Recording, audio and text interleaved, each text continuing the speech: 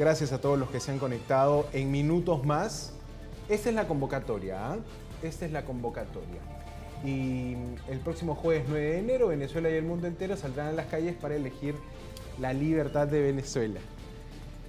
Es hora de unirnos en esta gesta histórica, defender nuestra democracia y soberanía nacional. Cada voz cuenta, cada paso hacia adelante nos acerca más a la libertad que tanto anhelamos.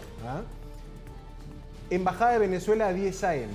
Y no solo es en Lima, a ver si podemos mover el cursor porque va a haber convocatoria en distintas regiones del país. Esa es la convocatoria hecha y te estamos preguntando si tú respaldas, te estamos preguntando si tú apoyas esto. Arequipa, Cusco, Trujillo, Chiclayo también van a tener concentraciones de este tipo. Y ya estoy yo con Nancy Arellano, que les decía es una conocida experta en gobierno y gestión pública, vicepresidenta de la Coalición por Venezuela también, venezolana radicada en el Perú. Nancy, bienvenida. Sé que Gracias. Es un contexto complicadísimo, hay mucha, por lo menos, expectación de lo que pueda ser el viernes, un día clave, pero también una situación de desesperanza entre algunos analistas que calculan y dicen el chavismo tiene todo para ganar y para mantenerse en el poder. ¿Cómo crees que se van a dar las cosas el 10? Mira, nadie dice que no es un escenario profundamente difícil y creo que lo más profundamente difícil de este escenario es que pone en contradicción a los demócratas, porque los lleva al punto de discutir Estado de Derecho versus poder coactivo.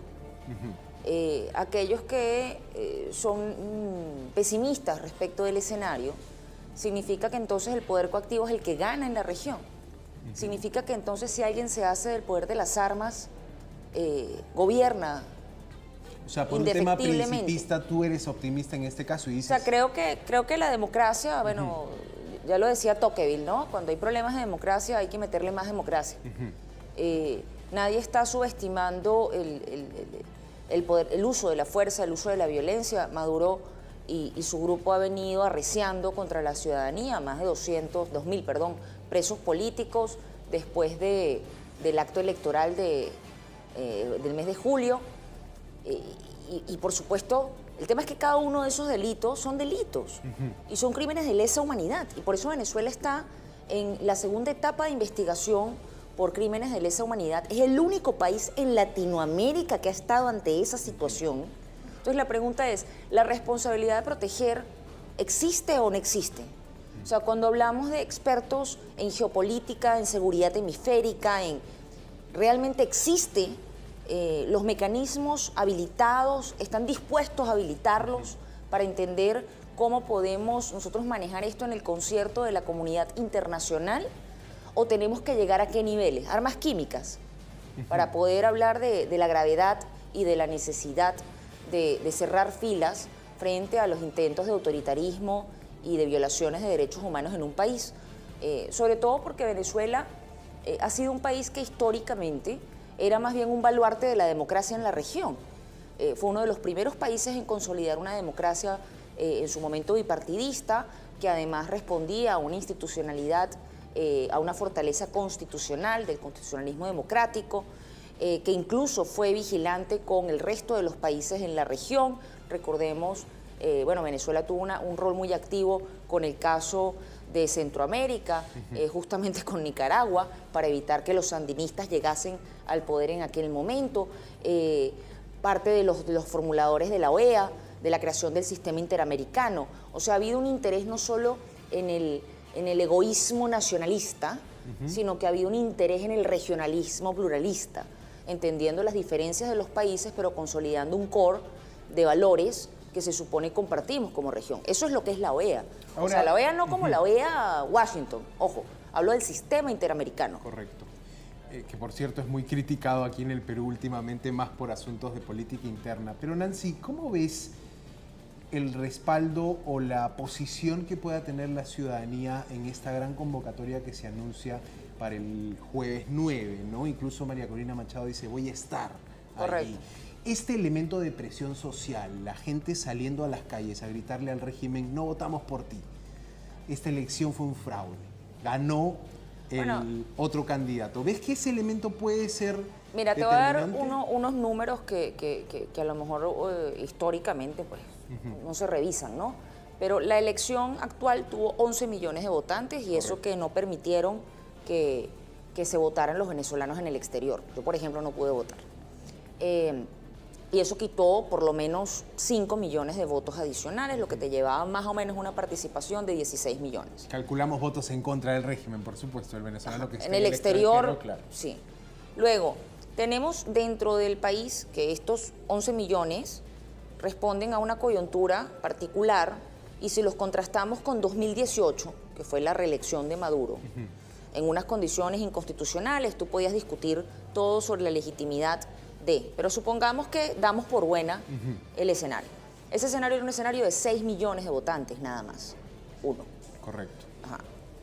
El escenario anterior, que fue un escenario de 14 millones de votantes, estamos hablando del escenario 2013, Capriles versus Maduro. Correcto. La oposición obtiene 7 millones, Maduro obtiene 7 millones y termina con una pequeña diferencia claro, que le lleva a la presidencia.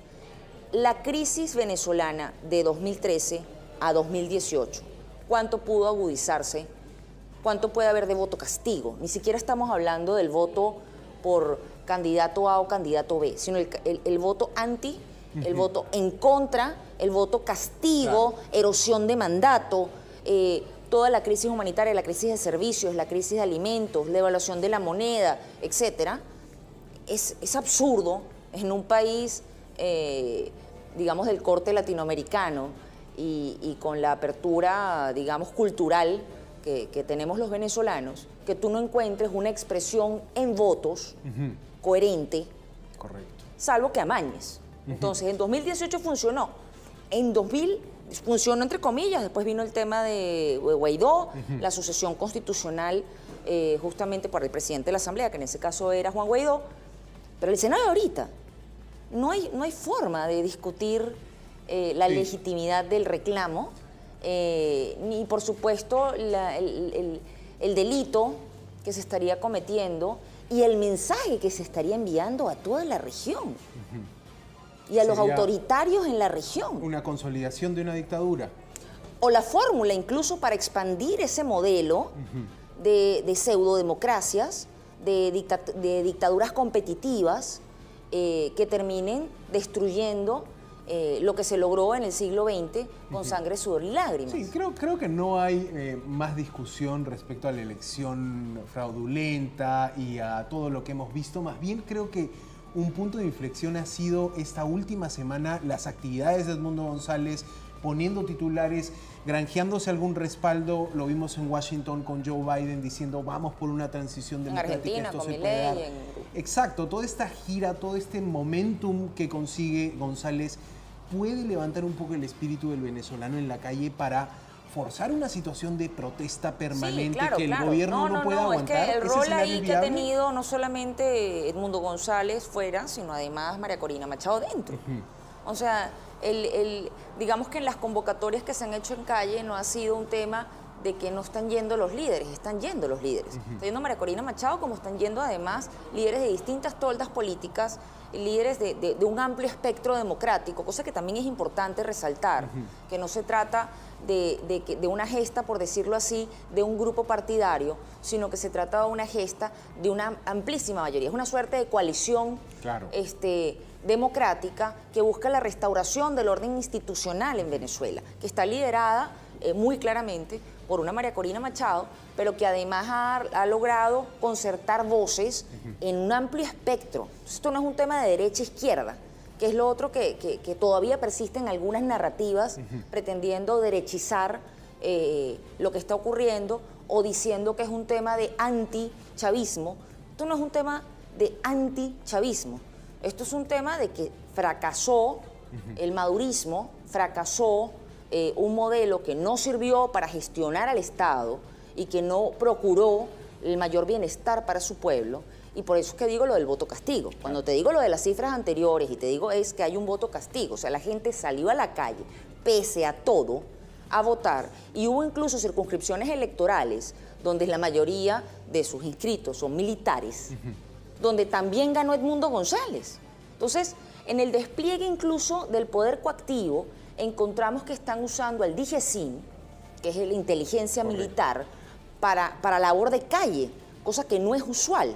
Pero además están agarrando a personas, a líderes, poniéndoles el uniforme, a líderes sociales, a personas voluntarios, poniéndole uniforme, y además están llamando a un tema de represión dentro de las fuerzas y usando estrategias como hacer duplas para obligar y dar incluso libre disparo a si hay algún tipo de funcionario que resista la instrucción de atentar contra el pueblo. O sea, esto es gravísimo, desde todo punto de vista. Ahora, pero esta policías contra policías, militares contra militares, o sea, estamos hablando... Eso, por un lado, ¿qué crees que te dice el régimen? Hay unos no, que te dicen, habla de claro, mucho miedo, que te habla de mucho miedo, el grupo Wagner está dentro, o sea, estamos hablando de los rusos, estamos hablando de que hay fuerzas rusas, bielorrusas, estamos hablando de que hay, o sea, grupúsculos, lo cual es una, además, atrocidad para el respeto a las Fuerzas Armadas venezolanas.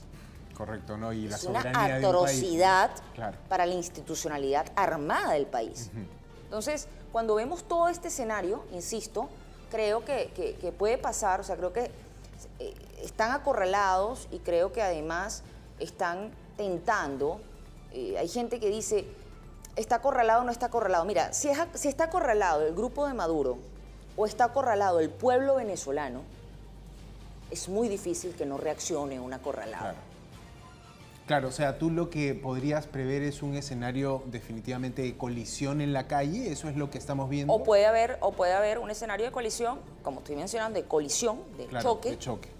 En la calle, si se pretende amedrentar, o puede haber un escenario donde la inmensa mayoría, que en realidad es mi esperanza, ahí no te voy a hablar como analista, sino como venezolana. Pero como lo que quieres. Mi esperanza es que la mayoría de los hombres y mujeres de las fuerzas del orden depongan las armas y se pongan del lado de la ciudadanía.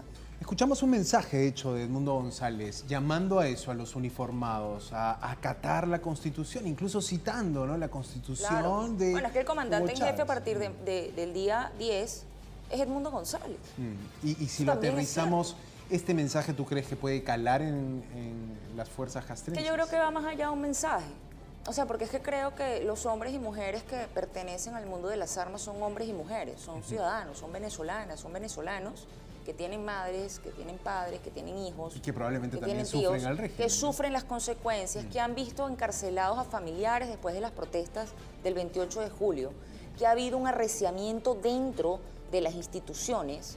Y ese arreciamiento ha tenido que ver con los resultados electorales en las circunscripciones donde eran mayoría militares, por ejemplo. Y donde perdió. Que revelaron, que revelaron muy claramente que no se pueden sostener sobre el poder coactivo. Entonces, el monopolio de la fuerza coactiva ha estado mellado por quienes administran el Estado venezolano. Correcto. Son los primeros que han destruido el concepto más básico de Estado, que es monopolio de la fuerza coactiva, al meter a todos estos grupos. Que en su momento también fue el capital de Chávez, ¿no? De Chávez, como Hugo Chávez, ¿no? Sí, pasa que estaba combinado, primero con una alta renta petrolera, que rindió lo suficiente para aplicar estrategias populistas y se acabaron la plata, pero funcionaba para luego hacer crecer, ¿no?, las Fuerzas Armadas como parte del sostén institucional. El tema es que terminaron buena parte de las Fuerzas Armadas ligadas al control productivo,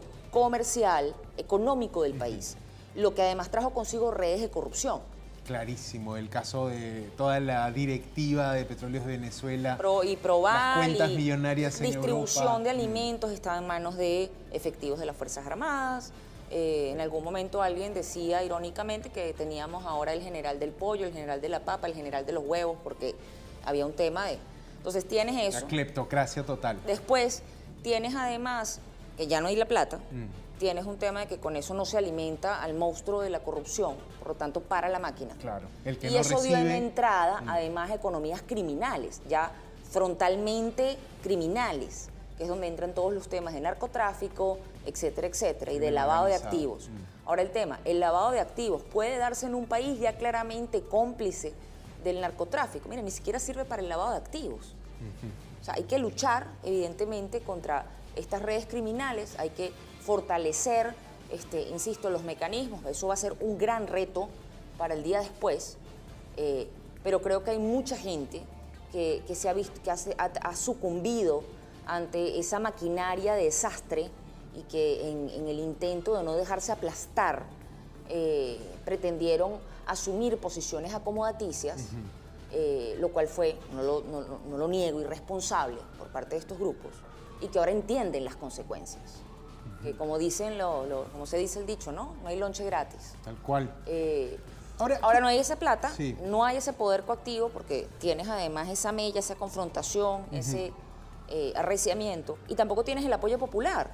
Y no tienes el apoyo popular porque esa maquinaria que construiste de supuesta bonanza o el modelo del socialismo del siglo XXI se deshizo. Claro, no como dio espuma. para más, clarísimo. Y el tema económico sin duda ha golpeado a Nicolás siendo un Maduro país en este último con muchísima tramo. riqueza.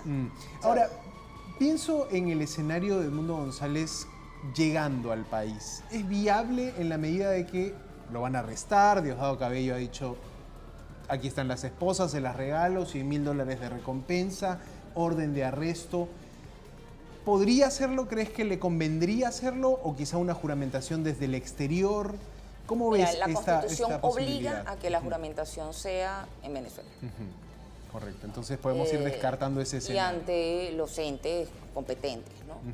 Estamos hablando que juramenta ante la Asamblea o si no ante el Tribunal Supremo.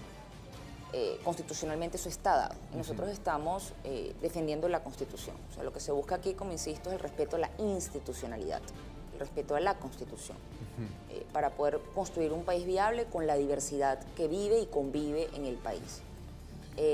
Creo que, bueno, hay un principio que es la responsabilidad de proteger, que ya lo mencioné antes. Ese principio, según Naciones Unidas, además establece que los estados son de alguna manera corresponsables en buscar que otro estado, o sea, el propio estado es responsable de que no se cometan crímenes de lesa humanidad, delitos de lesa humanidad hacia su población, no cometerlos.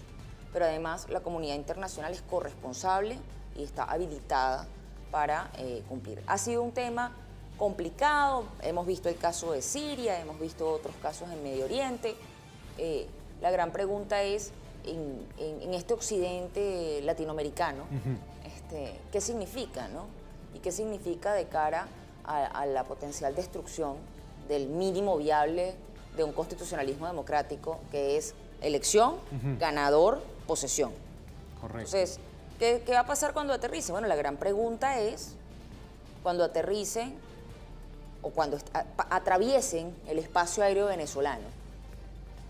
Ese momento ese es Venezuela. Ese es el escenario que nos esperamos. Desde ese momento es Venezuela. ¿Qué puede ocurrir? Y en el caso además de la juramentación, que hoy día además tenemos opciones varias. Hay que estar dentro del espacio. Okay. Hay que estar dentro del espacio y te dicen ante quién tiene que ser. En ningún momento dice que no puede hacerse por alguna señal electrónica, por decirte algo, por ejemplo, ¿no? En todo caso, si ahora el Edmundo tema es González que llega... apenas juramente. Apenas juramente. ¿Quién es el comandante en jefe? ¿Y a quién tendrían que, o sea, quién podría ponerle las esposas a quién? Correcto. ¿Y cómo? ¿Y cómo opera el Estado? Ahora, o sea, ¿cómo debería operar en el marco de...? Y además, bueno, tampoco podemos ser tan naif de pensar que todo se va a decidir ese día.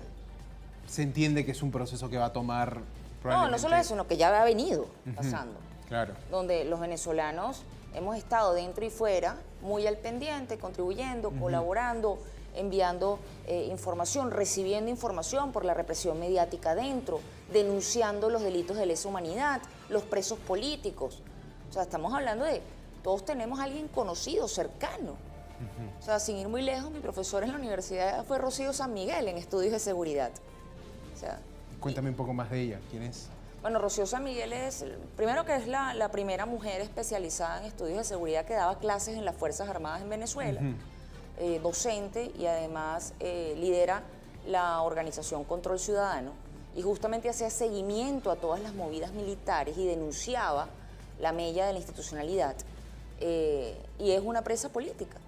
Ha sido detenida por el régimen, acusada de conspiración, de cualquiera de estos delitos obviamente inventados, fabricados, claro. estuvo sin contacto con su familia por un tiempo, cosa que es inconstitucional, ilegal, y no ha tenido, insisto, o sea, Rocío además es una mujer que, además de ser especialista como pocas en el mundo, además es una ciudadana venezolano-española, porque ese es otro tema. Tenemos dentro de los 2.000 presos políticos un número importante de doble nacionalidad, donde se cuenta incluso un peruano-venezolano, donde se cuentan el mayor número en grupo son españoles venezolanos, seguido por ítalo-venezolanos, porque tenemos, bueno, un país que se fraguó a partir de la migración, claro que sí, bueno, de otros países. Como la mayoría de países en América Latina, podríamos decir que también tienen eso. Ahora,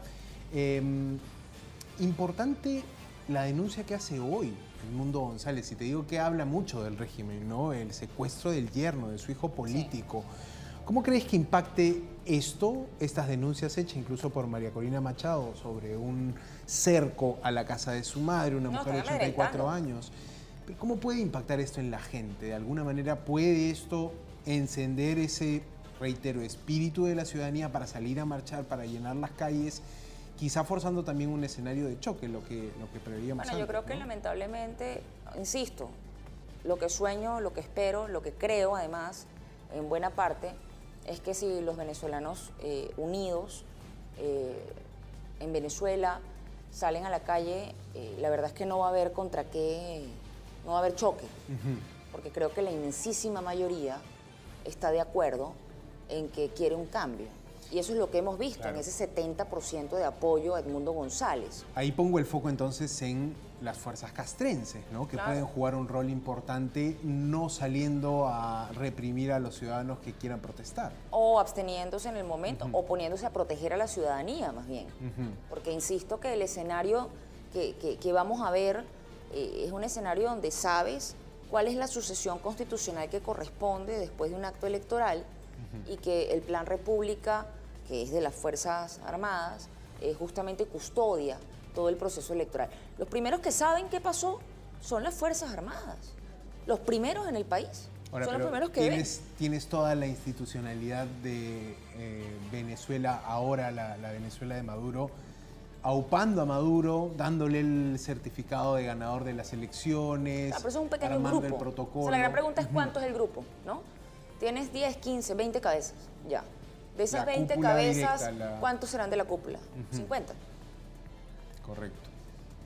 50 de confianza del círculo de cada uno de estos 10, 20. O sea, estamos hablando de cuánto. O sea, ¿de cuánta gente? De 200, 300 personas. Para un budo país de político 33 millones. Muy pequeño que está intentando resistir. El resto es una burocracia. O sea, tienes una burocracia de más de 4 millones de personas. Correcto. Que si hablamos de la planilla estatal, digamos. Está bien, pero si todas esas personas, solamente esas personas, hubiesen votado a favor de Maduro, Maduro hubiese sacado más de 4,5 millones. Si además le sumas los familiares o amigos del círculo que puedan beneficiarse de, Maduro debe haber ganado la elección. Claro. Y no pasó. Y no pasó porque la propia burocracia del sistema no es parte de ese sistema. Es parte de una degradación que se ha dado a partir, o sea, estamos hablando de 20 y tantos años. Ahora, la posición peruana, la posición del Perú que incluso con alguna pincelada de los términos, hoy el canciller decía, sí, reconocemos a González como presidente electo, pero la palabra no fue mencionada en la comunicación que se tuvo ayer. El Perú tuvo en su momento una iniciativa regional como el Grupo de Lima, correcto, que no llegó a buen puerto, en fin, pero después ya se cambió un poco la mirada, pero en líneas generales el Perú respalda a Edmundo González y lo ha dicho la presidenta. ¿Esto te parece que ha sido adecuada la forma en que el país ha mostrado su Bueno, creo que cada país tiene sus propias luchas, ¿no? Creo que hay particularidades en el contexto peruano de 2017, PPK, claro, hasta hoy, que han generado, digamos, distintas animosidades. También es cierto que el ex canciller Olaechea tuvo uno de los discursos más vigorosos en la OEA respecto del tema de Venezuela. Creo que hay un tema, bueno, como con el caso de todos los personajes políticos, ¿no? De estilos, de formas, de personalidad respecto de las vocerías, ¿no? Ahora, el Estado peruano ha sido consistente en sostener el respeto a la constitucionalidad de los procesos en Venezuela. Y de hecho muy respetuoso además del derecho internacional. De hecho, cuando pasó la sucesión constitucional de Juan Guaidó, se sostenían relaciones consulares con el régimen, porque por principios del derecho internacional humanitario, quien emitía pasaportes, etcétera, era el consulado. Quien rompe hasta el nivel consular con Perú ahorita es Maduro, no es Perú. Perú hace la ruptura diplomática y esa ruptura diplomática implica retiro de embajadores. Claro. Pero la actividad consular en países que pueden tener desavenencias en el fuero internacional se sostiene y se sostiene por salvaguarda a la ciudadanía. Se entiende, claro. Entonces, lo consular no puede parar. Claro. Entonces, lo que quiero decir es Perú ha sido consistente, insisto, puede que nos guste más el estilo de uno o de otro, o, ¿sabes?, que pueda ser animosamente más empático o no con los sentires, pero también es cierto que esas posiciones o la animosidad, por ejemplo, en 2017, también trajo tendencias que decían que el Perú estaba demasiado pendiente de Venezuela, ¿no? Claro. Y que había problemas nacionales, etcétera. Entonces, yo creo que es difícil a veces lograr, ¿no?, el punto de equilibrio para dar la relevancia necesaria a los proyectos regionales o a la comprensión de las amenazas incluso regionales. Lo de Venezuela, insisto, además es un problema hoy día de seguridad hemisférica. Ahora, Edmundo González no elige venir a Perú, ¿no? Con Perú hace una videollamada, va a países donde probablemente donde había mayor vigorosidad Exacto. en el discurso, e insisto, o sea, es una gira no montada en el contexto tradicional de un jefe de Estado o de un equipo de campaña tradicional en un país democrático, ¿no? Eso también creo que es importante el contexto, ponerlo muy en claro. Los días que quedan, o sea... Claro, o sea, si tú me dices a mí, recuerdo, por ejemplo, de la importancia respecto de venezolanos en el exterior, la gira debió haber sido Colombia, Perú, Exacto. Chile. Si nos enfocamos en el número de la masa migrante. Si hablamos de alguna manera sus gobernados, ¿no? En otros países, así como si hablamos de la comunidad peruana en el exterior, tendrías que ir a Estados Unidos, a España, claro. Argentina, Chile. Entonces, lo que creo es que aquí fue una decisión geopolítica donde había además una conexión más directa para alto impacto en poco tiempo, con unas agendas, fíjate, muy apretadas, o sea, agenda de un día. No, y se ve, se siente incluso ese rush que está haciendo González para llegar con el mayor respaldo político internacional. Puede haber movimiento... Pero es igual muy relevante la llamada y la conversación, y yo creo que allí es un tema de que el tiempo es inclemente. Sí, no, y el canciller Cialers dejó en claro, digamos, que se le mostró todo el apoyo a Edmundo González desde el gobierno peruano. Pero te decía, movimiento de la masa migratoria ante cualquiera de los escenarios, ¿no? Algunos calculan que habría hasta un retorno de 30% de migrantes al país si es que retorna la democracia con González. ¿Este cálculo te suena? Mira, sí, ¿te o suena sea, de bien? hecho, ¿Es el histórico en migraciones es alrededor del 20%. ¿Ok? Ese es el histórico de todos los países después que hay una crisis y... El 20% regresa. Retorna. Okay. En el caso venezolano se espera que haya un poco más. ¿Por qué? Por un factor muy sencillo de entender. Es la propiedad. Correcto. Hay un número importante de venezolanos que tienen casa propia en Venezuela. Entonces, cuando nos vamos a un tema de leyes del mercado y piensas en ingresos versus costos de alquiler, etcétera, más por supuesto el movilizador emocional de reencontrarte con tu familia, etcétera, acuérdate que además ha habido un desperdigamiento de la familia venezolana. O sea, la familia venezolana... Se rompe ese tejido, ¿no? No, y mucha gente que de repente el papá está en Argentina, el tío está en Colombia, los niños se esta quedaron persona allá. vive en Perú, tienes por el trabajo, por las oportunidades, porque él consiguió algún proceso de regularización, de obtención de papeles. Lamentablemente en la región también ha habido una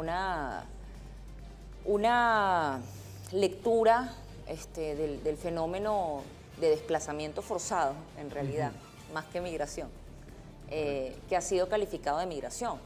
Y eso ha llevado al uso, por ejemplo, de instrumentos de regularización migratoria, que son con medidas complementarias de protección, lejos de, por ejemplo, irnos por la ruta de la activación del Acuerdo de Cartagena, que establece... Sí, hay una mano dura ahora con los migrantes, no solo Perú, Chile también ha cambiado un poco la óptica, pero entonces, qué interesante. Allí, de todas maneras, ese 30% es... O sea, creo que un 30% es una cifra muy viable. Creo que es importante que haya en ese escenario una comprensión de un proceso ordenado. Creo que es importante trabajar políticas de retorno que sean coherentes, consistentes y que aprendan a manejar, porque creo que va a ser un momento muy difícil para el país.